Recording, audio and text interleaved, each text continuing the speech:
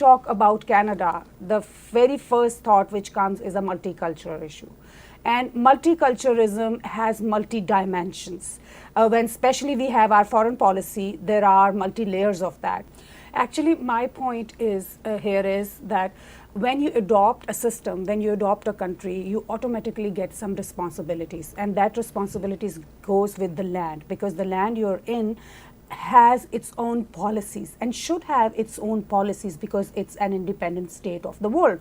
So that all is included in those identity issues. We should be very clear. Now, coming back to you, Tahir, when we talk about multiculturalism, it is to understand that there are different background of the people.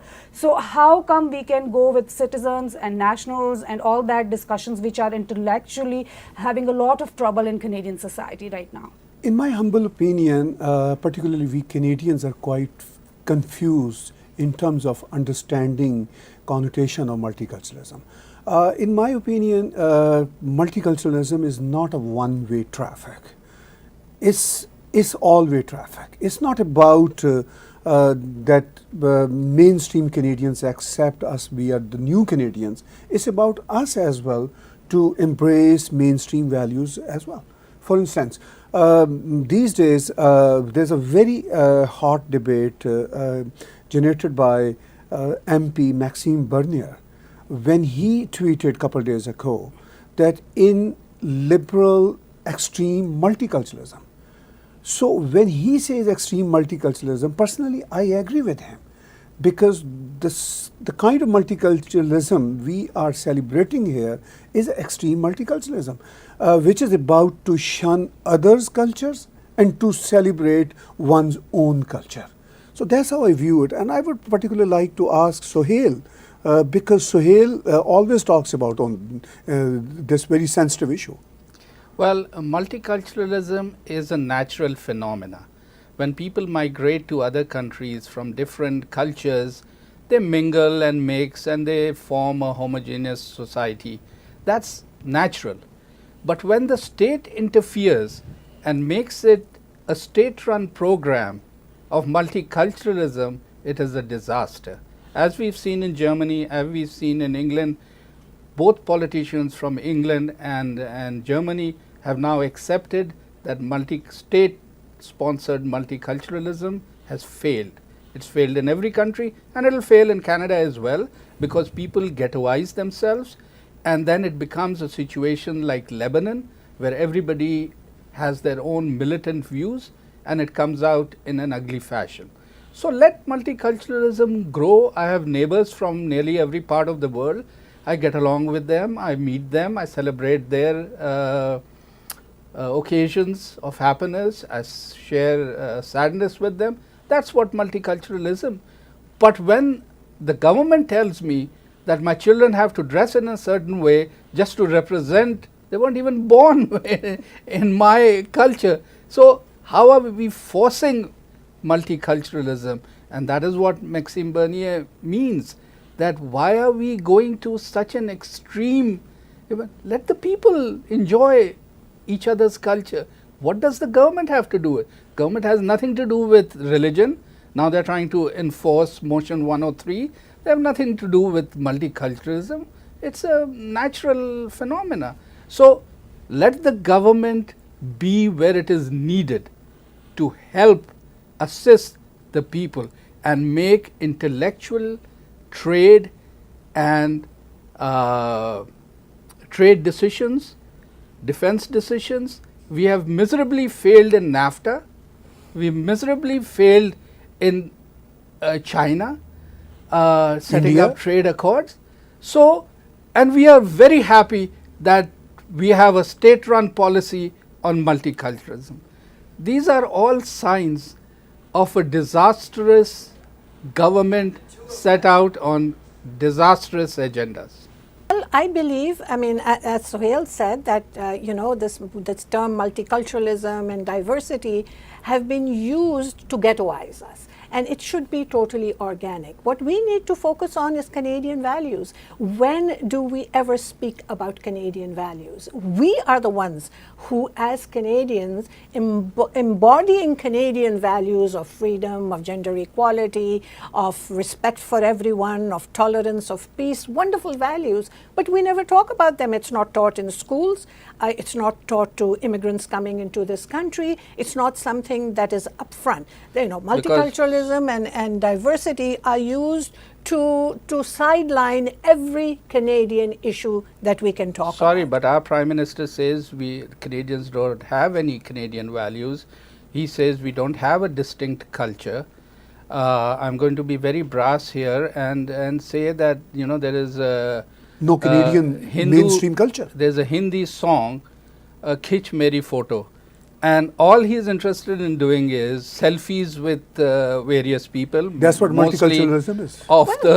Multiculturalism has become this soft, fluffy thing about selfies and about photos and about your culture and celebrating, which is wonderful. We have the freedom to do it. My heritage is my personal responsibility. How I teach it to my children, how I celebrate it, and I have the freedom. But come on, why are we not talking about issues that impact us every single day of our lives?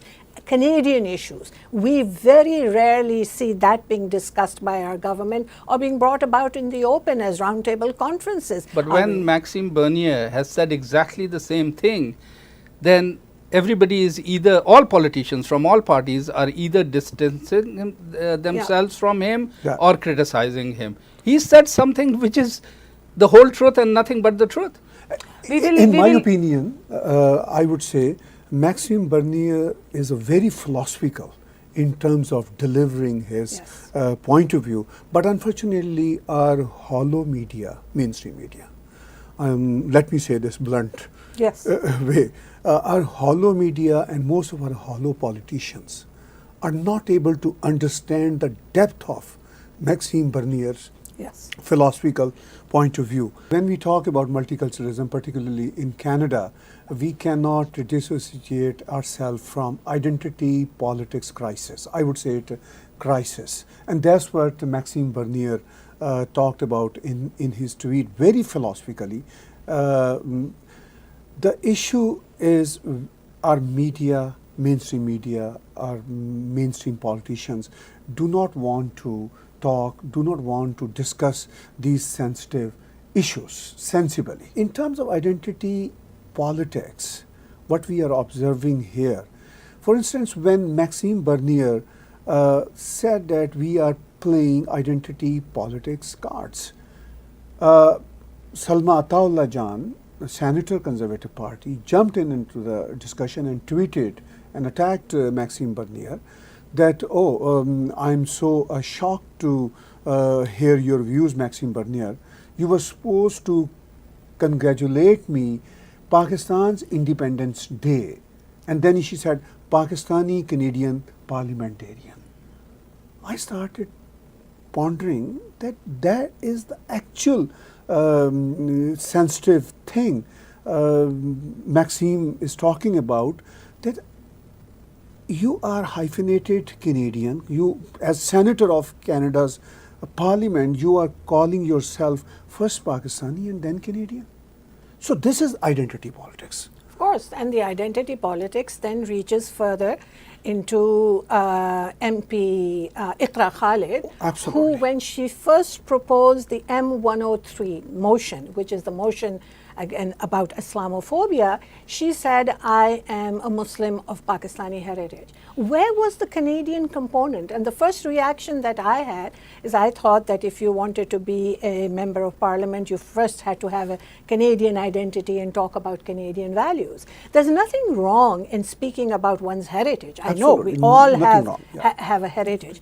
But in order to be part of the Canadian government. For example, if I ever had an opportunity, I would run as a Canadian, as a pure Canadian. I do not ever want to be distinguished as a woman of color or a woman of some other descent. I am a Canadian. I care about Canadian values, and I want to speak about it. We should take Maxime Bernier's tweet and retweet it all over the world to every Canadian so that they understand the identity politics that is being played around in our government, because it takes away our sense of Canadian values as well.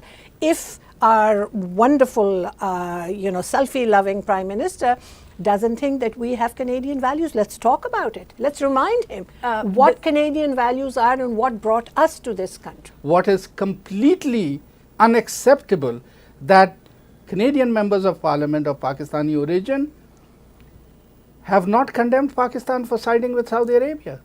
And my point is that under no circumstances should dual nationality be allowed for office bearers, government office bearers, and especially members of parliament, because their loyalties then are in a total disarray. They are loyal to Pakistan and they are not loyal to Canada, or they may be loyal to some other country where they come from, but their loyalties shift. So this identity politics that you talk about is unfortunately going to be the unnerving or undoing of Canada. It's very sad, but we've got to take a more positive and patriotic view of where we are and who we are. When Pakistan sidelined with Saudi Arabia in this very sensitive issue, Canadian parliamentarians of Pakistani origin did not denounce Pakistan, did not denounce Saudi Arabia either. They only say, oh, we stand by Canada. In my humble opinion, and I would like to have your input, Rahil, in my humble opinion, it's not enough to say that we stand by Canada. I agree with you 100%.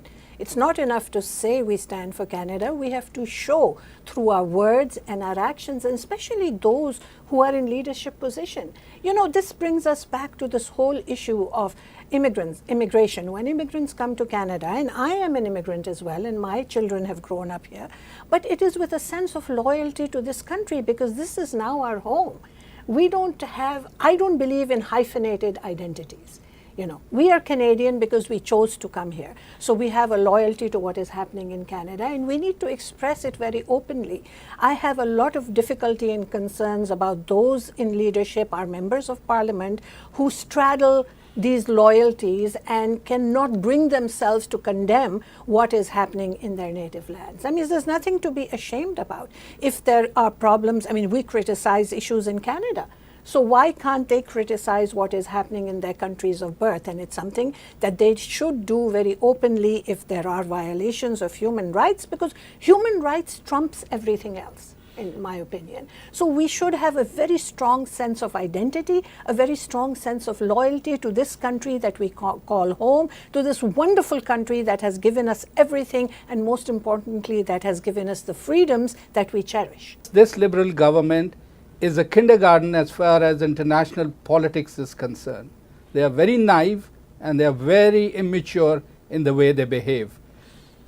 I don't blame the senator or the member of parliament for what they said or what they do, and I'll tell you why. Because I'm a Pakistani, so I can speak freely about the mentality of the Pakistani immigrant. Who they represent is a part-time Canadian and a part-time Pakistani. They haven't given up their association with Pakistan. They are either working in Dubai or have businesses in Pakistan, and they don't want to give that up. And they come here as a part-time, summer loving, enjoying, and the family is here and the children are going to school. So they have the money to send to Canada, and these are the people these politicians represent. They have no clue about what Canada is all about. They haven't been, leave alone the rest of Toronto or Ontario, they haven't been outside Mississauga. So that is the thinking they are coming from.